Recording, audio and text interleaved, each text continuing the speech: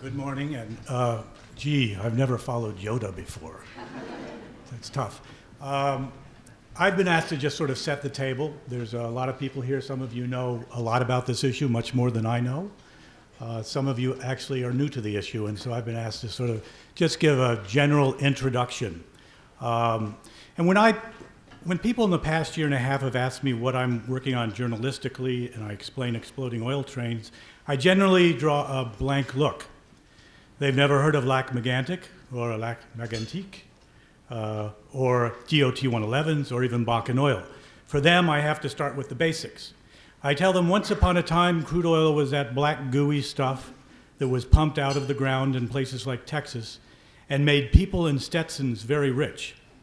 But in the past decade, that quaint notion of crude oil has been transformed by a substance coming out of the ground in other places in America, especially North Dakota. All of this has happened in just the past 7 or 8 years. It's happened because of technological developments in hydraulic fracturing or fracking. In terms of consistency, this new oil, called shale oil or tight oil, is a lot more like gasoline than bubbling crude, that black gold, the Texas tea that rocketed Jed Clampett to stardom in the Beverly Hillbillies. This oil lies deep beneath the Earth's surface. In North Dakota, it's 2 miles down. When it comes out of the ground, it's a mixture of oil, water, and something called natural gas liquids. That's propane, butane, methane, and ethane. These gases are entrained within the oil. So the first thing that happens to the oil when it reaches the surface is it's sent through a machine called a separator. It's called this for a rather obvious reason. It separates the oil, water, and natural gas liquids into separate streams. The water goes one way, the oil goes another, and the gas goes somewhere else. How much of the propane, butane, and other gases are removed from this oil determines how volatile the oil will be when it is transported to a refinery. Twist the pressure dial on the separator one way, and more gas is taken out. Twist it the other way, and less gas is taken out. The Bakken Formation is one of the largest deposits of shale oil being tapped. It lies beneath about 200,000 square miles of ground in North Dakota, Montana, Saskatchewan, and Manitoba. And it contains an estimated 18 million barrels, although only a very small fraction of that is considered to be recoverable. In North Dakota, the production of crude oil went from quite little or almost none 8 years ago to 1.2 million barrels a day last year. The state is now second only to Texas in oil production, but it has none of the infrastructure Texas has built over the course of a century. Installing pipelines, degasification plants, refineries in North Dakota would take years and cost billions of dollars. Some projects, especially the pipelines, might meet with political pushback, adding to the cost and delay. Given the gold rush mentality of the energy industry, the Bakken play might well be over by the time this infrastructure was in place. So the situation was this. The energy industry had a way to get the Bakken oil out of the ground, and a great deal of it, but it couldn't do anything with it once it got it there. That's where good old American private equity ingenuity came into play. The railroads had been used for more than a century to carry grain from the Great Plains to points east and west. The tracks were already there. Meanwhile, many East Coast refineries were struggling because they bought crude oil on the world market from West Africa. That oil was more expensive than the Texas crude the Gulf Coast refineries were using, putting the East Coast refineries at a competitive disadvantage. Many of those refineries, from Philadelphia to New York, were considering shutting down or being put up for sale.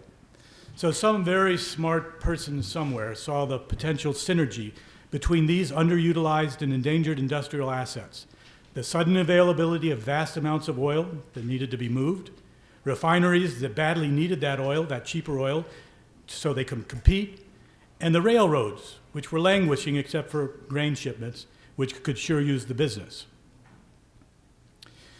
So moving oil by train to the refineries occurred, and it sparked an American energy and transportation renaissance. That's what some people are calling it. The oil companies and the railroads formed a lucrative alliance, one that some in this room might describe as unholy. The railroads and the East Coast refineries were revitalized, and North Dakota became an energy giant overnight. It was at the advent of what is called the oil unit train, or some critics call them rolling pipelines. The number of rail cars carrying crude oil skyrocketed from 9,500 in 2008 to almost 500,000 in 2014, a 50-fold increase, or 5,000%. Oil began moving in trains pulling more than 100 tankers stretching more than a mile in length. Now each tanker carries 30,000 gallons of crude, so a single train can pull 3 million gallons or more.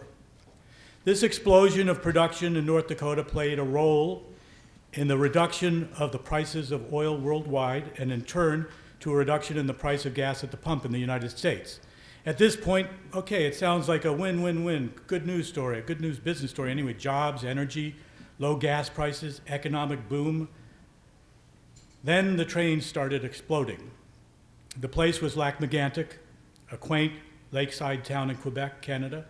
It was a nice Saturday night in July 2013.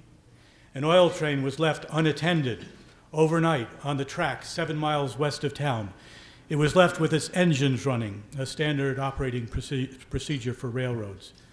About 1 a.m., the brakes failed and the train began a long, slow descent toward Lac-Mégantic. By the time this ghost train hit the bend in the tracks in the heart of town, it was doing more than 60 miles an hour. It jumped the track and rail cars ruptured. Mushroom-shaped fireballs rose hundreds of feet into the night sky. A tide of flaming oil flowed in every direction. Each blown rail car acted like a blowtorch on the unexploded tanker next to it. That car, too, eventually blew, setting off yet another violent explosion. And these explosions rocked the night. Much of the downtown was destroyed. 47 people were killed. And the remains of some of these victims were never even found. Over the next 29 months, there would be 9 more fiery derailments of crude oil trains across North America, although no one has been killed because they occurred in remote locations. Lac-Mégantic was the first sign of a dark underside of the crude by rail paradigm. In the aftermath, it became clear that the oil industry and railroads had turned to a flawed rail car to use as their workhorse, the DOT-111. This black torpedo-shaped tanker had been designed in the 1960s for things like corn syrup. In fact, the National Transportation Safety Board had been warning for almost 15 years that it was unsuitable for flammable liquids because it had a tendency to rupture during derailment. As one fiery derailment followed another, it became clear that the oil from North Dakota was far more volatile than traditional crude oil. To a lesser extent, attention was also focused on the state of the nation's freight rail infrastructure and on the railroads' operations themselves. The Federal Railroad Administration, the FRA, and the Pipeline and Hazardous Materials Safety Administration, PHMSA, issued a series of safety alerts, emergency orders. PHMSA began a broader rulemaking process. Top transportation officials vowed to generate new rules that would prevent a disaster like Lac-Mégantic from ever happening in the United States. Transportation Secretary Anthony Fox entered into private conversations with railroads representatives, leading to an agreement in which the railroads took some voluntary steps, including slowing the trains down and increasing rail inspections. They agreed to reroute rail trains away from populous areas, although that's really hard to do since a lot of the refineries are in populous areas. The grand rulemaking itself would take 2 years, coming just this past May. It called for a new, far sturdier rail car to replace the DOT-111. They gave it a name, the DOT-117, and a timetable. It would be phased in over 3 years or 6 years or 10 years, depending on who you asked. The rulemaking made little in the way of changes to rail operations and infrastructure, and it was virtually silent on the one issue that had been the focus of many of the emergency orders and safety alerts, the questions surrounding the volatility of Bakken oil. Privately, administration officials noted that the state of North Dakota had enacted months earlier a moderate ceiling on volatility of oil transported by rail. Apparently, U.S. Department of Transportation and White House officials were willing to let North Dakota make the call on the volatility of oil moving by rail through communities all over North America. As is often the case, the rulemaking left many stakeholders dissatisfied. Public safety advocates feel the switch over to the new, sturdier cars will take too long. And the government has said almost nothing about the oil's volatility. Safety advocates believe speed limits must come down even more, especially in congested urban and environmentally vulnerable areas. This new rule that took 2 years to be produced, actually backtracked on the public's hard-won right to be privy to the routes and the size of the trains coming through their communities. The fact that the railroads are regulated by the federal government means they still have enormous power to ignore the concerns and questions of state and local authorities or the public by claiming something called federal preemption, and you'll hear more about this later. The federal government still leaves it largely to the railroads to inspect their infrastructure, especially bridges, which the Federal Railroad Administration rarely inspects. The railroads do not have to let state and local authorities see the inspection reports. And lastly, the process itself.